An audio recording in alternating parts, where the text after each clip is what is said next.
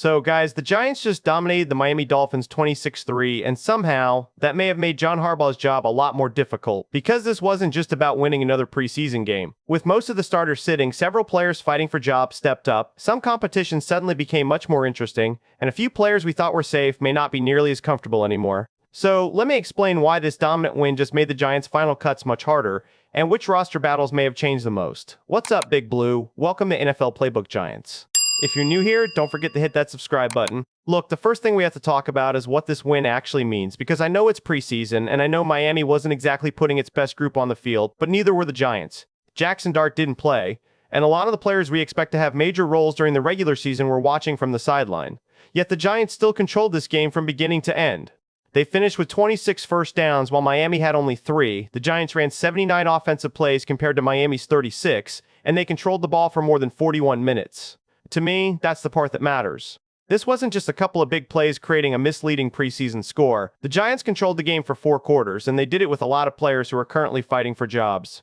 And guys, depth has been a major problem for this team for years. Once injuries started piling up, there usually wasn't enough behind the starters to keep things together. That's why I think what we saw against Miami deserves some attention. Nobody should be talking about the Giants like they proved they're suddenly one of the best teams in football because they beat Miami in August, but their backups were clearly better than Miami's backups. That means something when you're trying to build a complete 53-man roster. John Harbaugh now has real competition at several positions, and instead of wondering whether certain players are good enough to make this team, he may have to decide which good player he can actually afford to leave out. And maybe nobody helped himself more than J.C. Davis. The 6th-round rookie started at left tackle, played all 81 offensive snaps, didn't allow a sack, and looked comfortable in both pass protection and the run game. That's exactly what the Giants wanted to see, and right now, Davis is making himself extremely difficult to cut. The good news is he isn't alone, because Marcus Mbow has shown encouraging signs, Aaron Stinney played well, and John Michael Schmitz returned after missing the first preseason game. So, the Giants suddenly have some real offensive line depth. And that takes us to another difficult decision at running back, where Devin Singletary continues to help himself. He finished with 8 carries for 40 yards and a 13-yard touchdown against Miami, once again, and looking quick, decisive, and dependable. And that becomes much more important when you compare his summer with what has happened to Tyrone Tracy Jr. There have still been flashes from Tracy. Against Miami, he had a couple of runs where you could immediately see the burst and quickness that made him productive before. But unfortunately, those positive moments are being overshadowed by 2 costly mistakes in 2 preseason games. In the first game, he missed a blitz pickup and Jackson Dart took a hard hit. Then against Miami, Tracy put the football on the ground in the red zone without a defender even knocking it loose. For a running back trying to earn the trust of a new coaching staff, those are exactly the mistakes you cannot keep making. But now you also have Najee Harris entering this backfield. That changes the math. I'm not saying Tracy is automatically getting cut because of 2 mistakes. He has already shown that he can produce in real NFL games, and that matters more than one bad preseason moment. But this is a new coaching staff, and Harbaugh has made it pretty clear that jobs have to be earned. Singletary keeps producing, Harris gives them another option, and suddenly Tracy has more pressure on him than anyone expected a few weeks ago. So, the final preseason game isn't just another tune-up for this running back room. It could play a real part in deciding how those roles look going into week 1. And once you move over to the defensive side, another competition is starting to look very different than it did earlier in the summer. Deonte Banks deserves a lot of credit for what he has shown recently. Against Miami, he broke up 2 passes, but what impressed me just as much was his willingness to come downhill and help against the run. He looked physical, aggressive, and most importantly, engaged. We've always known Banks has the physical talent. The question has been whether the Giants could consistently get the confident, aggressive version of him that they expected when they drafted him. Right now, we're seeing more of that player. And the reason this becomes such an interesting roster and starting lineup conversation is because other defensive backs are stepping up too. Tyler Nubin made another nice play in coverage and continues to look more comfortable. Andrew Phillips had some problems in coverage against Miami, but he also showed exactly why he can be valuable when he's attacking downhill, forcing a fumble, and constantly finding the football. Greg Newsome II has also been making plays and competing for a bigger role, so this secondary suddenly has legitimate competition, and Banks has put himself right back into the middle of the starting conversation. That gives Harbaugh options, but it also means the coaching staff has some difficult decisions to make about how those snaps are divided. The defensive front creates a different kind of question because, overall, the Giants actually defended the run well against Miami.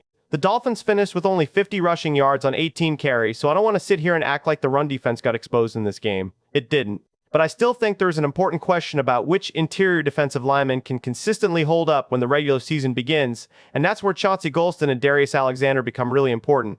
Golston has quietly become one of the biggest defensive winners of the summer. He looks comfortable playing inside, he has shown that he can create pressure, and he's also been much more reliable against the run. The Giants have already given him first-team opportunities, and based on what we've seen recently, he looks like somebody who is earning a significant role in this defensive line rotation. He's not just surviving inside. He looks like he belongs there, and that creates direct pressure on the players competing with him. That's where Darius Alexander comes into the conversation. Alexander has shown some ability as an interior pass rusher, and he did create pressure against Miami, but the concern continues to be what happens when teams run directly at him. He can get moved off the spot, and if the Giants are trying to become a more physical defense under Harbaugh, they can't ignore that. So this may no longer be a simple question of whether Alexander has a role. The bigger question is whether Golston's emergence is starting to take important defensive line snaps away from Alexander. If that's happened, then another competition that looked fairly straightforward entering camp has suddenly changed because one player took advantage of his opportunity.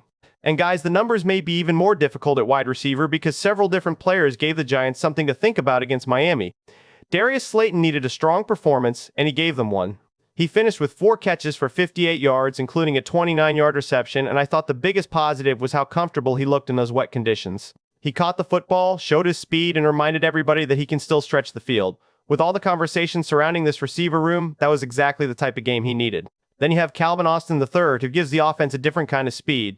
He caught 2 passes for 24 yards, added a 21-yard run, and also contributed as a punt returner. That versatility matters when you get toward the bottom of the roster because the final receiver spots aren't always decided by who is simply the better pass catcher. If somebody can help you on offense and special teams, that makes him much easier to keep on the 53.